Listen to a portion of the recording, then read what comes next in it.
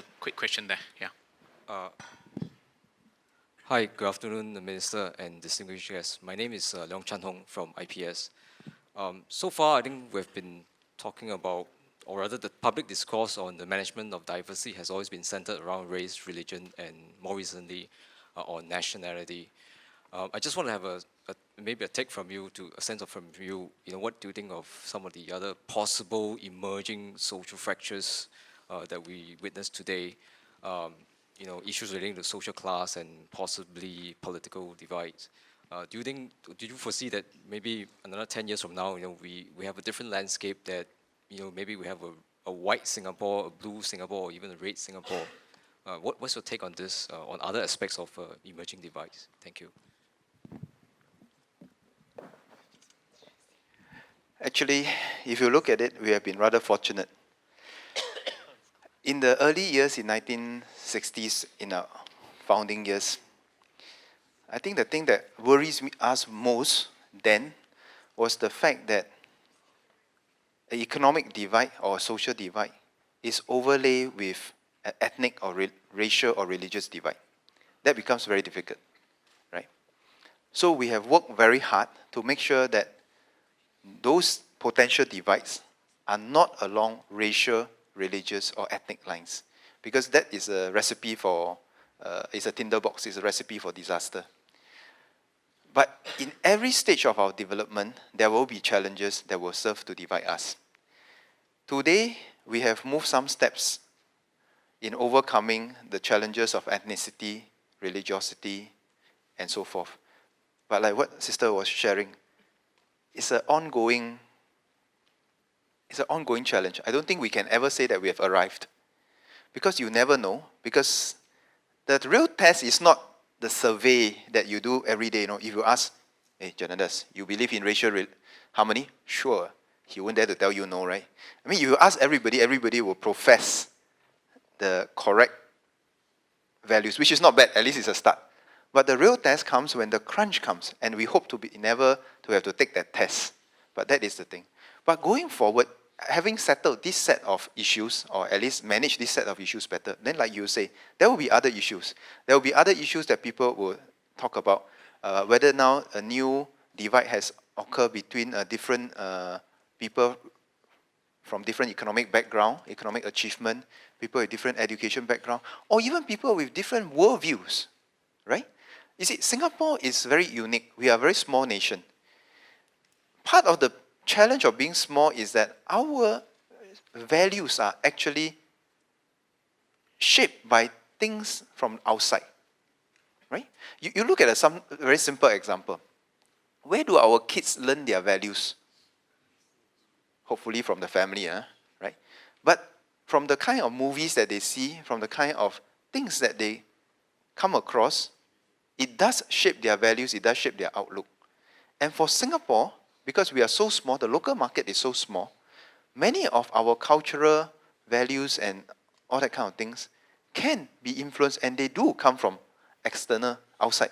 And in a globalized city where we have access to everything and everybody have access to us, that will be a big challenge. The Japanese told me that they have the language as a barrier to insulate themselves, because unless things are translated into Japanese, not every Japanese can speak English, and then they go and read all this. I mean, increasingly more and more Japanese are reading this, and they have this challenge, how to mesh this set of values and this set of perspective that are different from the traditional Japanese values and perspective.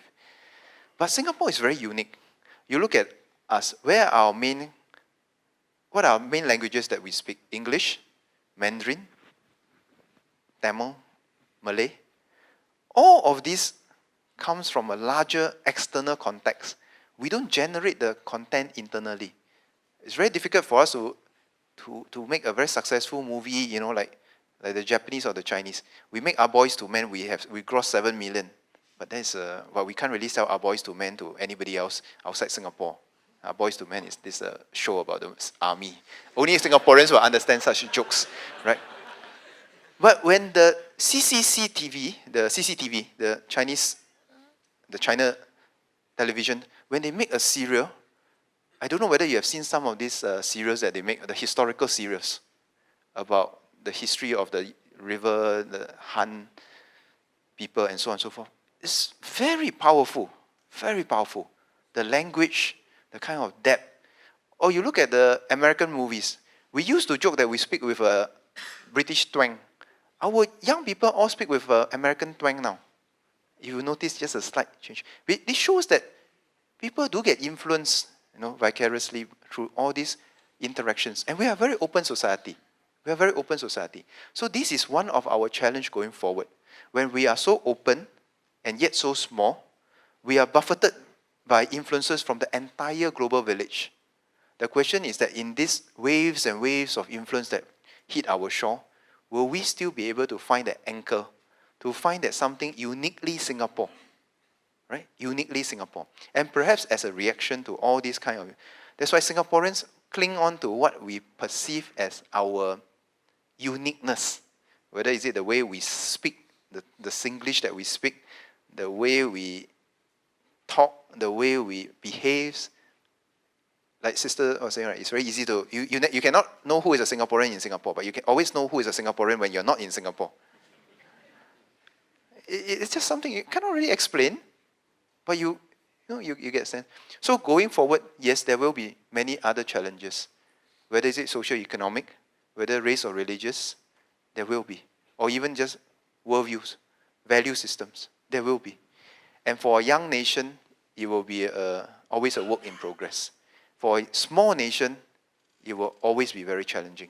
We don't have the cultural ballast of nations like China, Japan, where they have first they are big, and they have a long history with a very strong cultural ballast to insulate themselves from the rest of the world's value, which may or may not coincide with theirs. And our challenge is, as a young nation, as a small nation, how do we define that course for ourselves going forward? I don't have the answer to what is that magic formula, but I always believe that for us to look forward to the future and be able to define a common future together has always been one of our hallmarks of what holds us together. But whether that is sufficient in the future, it is still an unknown. It's still an unknown. Because the future must constantly promise people something that is uplifting, something that they can identify with, and something that provides them hope. Right? And when you are small, after a while, there will be some natural constraints, whether it's physical space, populations, economic opportunities, and so forth. Then we really have to dig very deep. That's why I go back to my earlier point. See, economic success and rapid economic growth has brought us time and space to define that sense of identity. Supposing we are not growing so fast going into the future, right? And we do not have as much as opportunities as the before, and it becomes much more competitive. Would we be able to hold together? Would we be able to hold together, building on the ballast that we have built up in the last 50 years? That's why going forward, finding leaders who can unite and provide that common vision is much, much more important than ever before. In 1970s, or 1960s, our common enemy was poverty, or at least relative poverty. All of us move very quickly down there.